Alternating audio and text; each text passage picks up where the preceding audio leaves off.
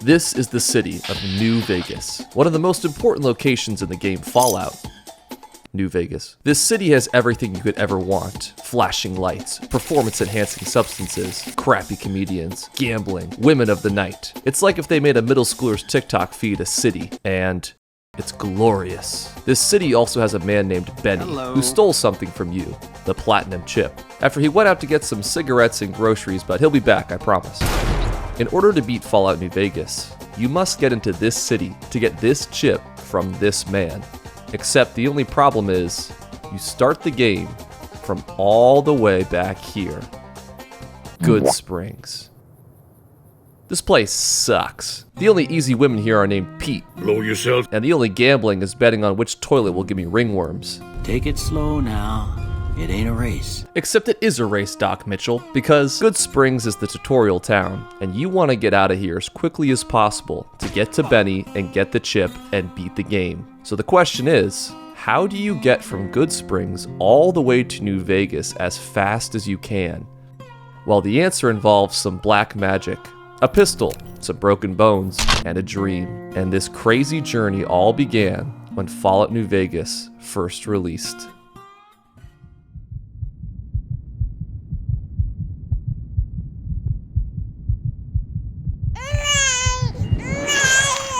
Fallout New Vegas is born. It came out a little fucky looking, but it's now released for the world to play. And the very first Fallout New Vegas players were presented with a choice. See, there are a few paths to New Vegas available from the start of the game. Option 1, or the way God intended, has you walk all the way around the southern part of the map, up past the furries, loop back up north until you hit the city. The safest way for your poor Whittle level 2 character to not get immediately fallouted. It is, however, extremely slow. And option 2, well, you don't even want to think about option 2. Everything and everyone begs you not to take this route. If you want to get to New Vegas, you're better off heading east from Prim and then looping north. It's a heck of a lot safer. I'd turn back if I were you. Nothing good is to come if you take this path. But you can get to Vegas way faster that way. So... Be seeing you.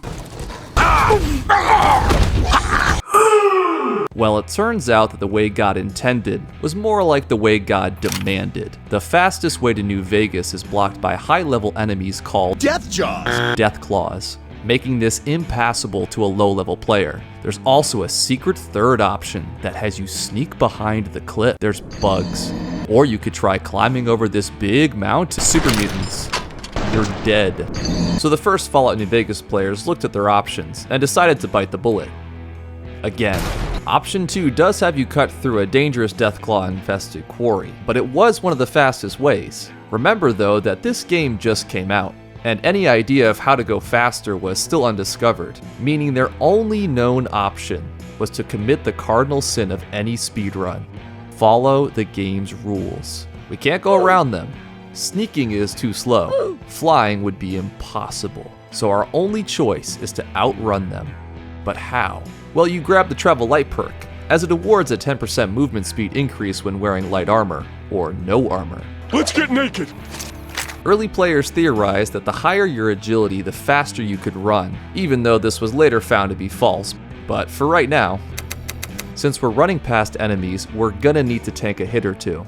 So let's make our endurance a 10. Early players also noticed that your movement speed was tied to your frame rate, a problem that plagued Fallout games for years, by the way, so you need to have a high frame rate. Sorry. With literally no idea how to speedrun the game yet, the hordes of New Vegas noobs lined up ready for their sprint to Sin City, injected a few performance enhancers for good measure, and the race began.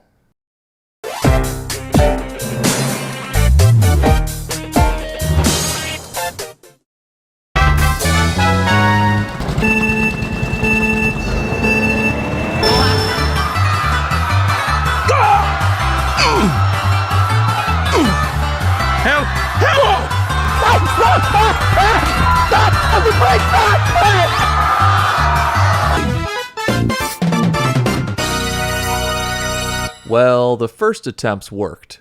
At a price. The get naked and run for your life strategy proved too risky to be reliable or even consistent. it was back to the drawing board. Making it through this quarry could be difficult, nay, impossible. Wait. Nay. The Skyrim horse strategy. If you're unfamiliar with Bethesda-published games, there's a common strategy to easily navigate the game world called horse, because horses can walk up virtually any incline by spamming the jump button. Even better, players can mimic their horse homies by using similar techniques. See where I'm going with this? One of the earliest speedrun strategies was to essentially ride the cliffs, avoid that nasty business, Parkour! and book it straight to New Vegas. This strategy was demonstrated perfectly in December of 2010 by runner Snow Richard, or we can use his streetwalker name, Snowdick 1. Guess Snowdick was already taken. This wasn't the flashiest strategy, but it worked. And in the nascent years of New Vegas speedrunning, this was about the fastest way to get to the city. Hang in the cliffs or climb the rocks through Black Mountain. Some early speedrun guides corroborate the Skyrim horse strat by creating highly advanced and elaborate infographics to pinpoint your exact route. The Deathclaw problem had been solved, but soon a new problem emerged. And it's not some external threat to our safety. Rather, it's an internal limitation of the human body. Believe it or not, we can run even faster than this. And to do so, I'm gonna have to break your leg. I see you've developed a new set of skills since leaving the vault. You know, it frightens me how easily you do that. Interesting thing about New Vegas, it has a sibling named Fallout 3. More interesting thing about New Vegas is that, like actual siblings, these games have similar DNA. Same genre, same game engine, same Play-Doh faces, and same jank. Since Fallout 3 already had a 2-year head start to be probed for jankiness, the New Vegas speed scholars consulted the ancient texts to see what they could find. And what they did find might shock you. Certain speedrun strategies that worked in Fallout 3 also worked in New Vegas, like the classic hovering on a hoodie exploit. New Vegas speedrunners were no longer starting from scratch. They've already had another game putting the work in for them for 2 years. And in late 2010, video evidence of a mysterious glitch had been floating around online. I discovered this glitch that allows you to run faster. While a Fallout 3 player was pipping their boy, as you do, they found that they were running even faster than normal, even though their legs were crippled. It was even replicated years later on stream by a Fallout 3 speedrunner. Whoa, what? Did I find a new glitch? Except how exactly to replicate this glitch was completely unknown, but its ability to dramatically increase your walk speed can make the walk to New Vegas a literal walk in the park. Months of research, thousands of man-hours, 40 femurs broken, and we have boiled down the broken leg glitch to an exact-ish science. Thanks to the efforts of speedrunners like Sexual Tyrannosaurus. They discovered that when you Derek Rose your knee, you run at a slower pace, about 60% of your normal walk speed. When you then heal that broken limb, your speed returns back to normal. But Mr. Rex's big discovery was that if you save, then do a gainer off a cliff, or alternatively blow yourself up, then reload to your save, the frame your leg gets broken. There's a random chance that when you reload to your previous save, the game engine will say, and will combine your crippled speed and your normal speed, giving the player a speed of around 160%. The speed cripple strategy, as it was later called, had not only broken a few tibias, but the entire speedrunning meta. Seeing as the only reliable strategy so far was running, you could now ostensibly cut that time running in half, because now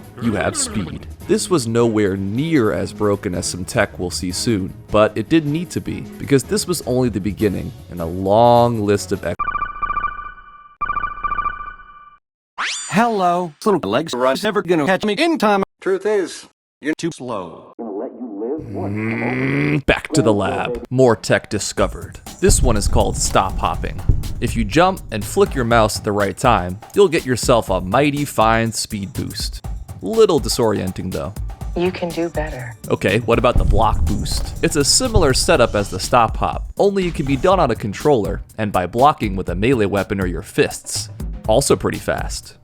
You can do better. Doc Mitchell won't stop yapping and reciting his Hippocratic oath, so let's save some time by using text mashing. Simply mash the enter key while clicking your left mouse button, and poor old Doc Mitchell will speak like he's reading the side effects of a prescription drug. I'm Doc Mitchell. Actually, you know what? Let's make Doc Mitchell Doc Boyardee, because the Italian voice files for Doc Mitchell are a few seconds faster, I'm dead serious, than the English version. Benvenuto a Good Springs. Oh, come on, please, please. You can. By hitting the place marker button enough times while bringing up the map on your Pip-Boy, you can shatter the space-time continuum and freeze any enemy in place, allowing you to walk to New Vegas without a single scratch. Not bad, kid. You loser! Can you get it through your thick skull to leave me and the chip alone? If bullets can't get through, what hope is there?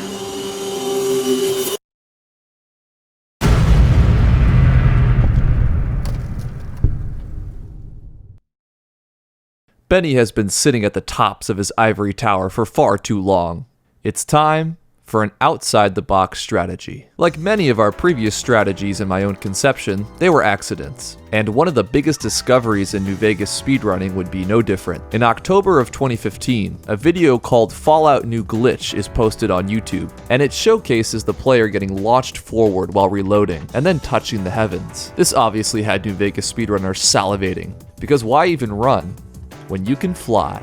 It was soon discovered that if you reload specific guns that have single bullet animations, like the 357 Magnum or the hunting shotgun, swap ammo types, then bring up your Pip-Boy, unequip the same weapon you were just reloading, exit the Pip-Boy, all while holding your forward movement key down, the game will launch you forward at blinding speed. This exploit was formerly dubbed the Reload Dash. And because Fallout New Vegas' coding was held together by Hello Kitty band-aids, the game is not used to the player moving this fast at all. So if you reload dash and, say, run into a rock or a hole in the ground, all of that speed becomes altitude. Getting to New Vegas, the entire first act of this game could now be done in a matter of minutes. By 2016, some top speedrunners were reload dashing to not just get to the city, but finish the main story in under 19 minutes. But as I sit here, Pippin my boy, I'm reminded of some prophetic words. Flying would be impossible. We've touched the sky once, and maybe we could do it again. Maybe in order to truly fly, we must perfect our takeoff. The speed cripple, the reload dash, a thesis and antithesis. Simple Hegelian dialectics, really. We could combine these two strategies together to create something truly spectacular. A synthesis. The infinite dash. If you fire the grenade launcher like you're setting up a speed cripple, then perform a reload dash, quick save, then load the very second the grenade explodes, well, you create something that even the game developers never thought was possible. What in the world? Wait, what's happening? For the many hours the developers wanted you to invest to complete the story, to the minutes runners tried to save making it to New Vegas, the incredible thing about Fallout New Vegas speedruns is that all of it comes down to this single second.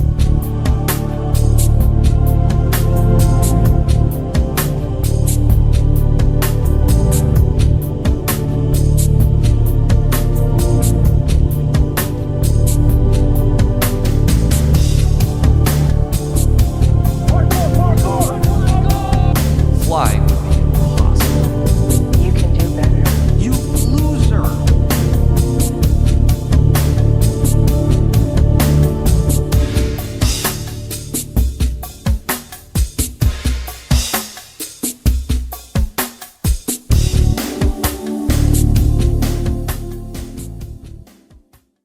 You think you scare me? Come on, do it. That the best you can do? What in the goddamn?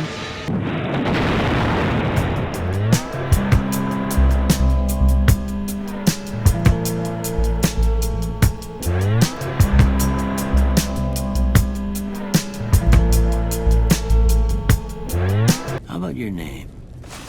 Can you tell me your name?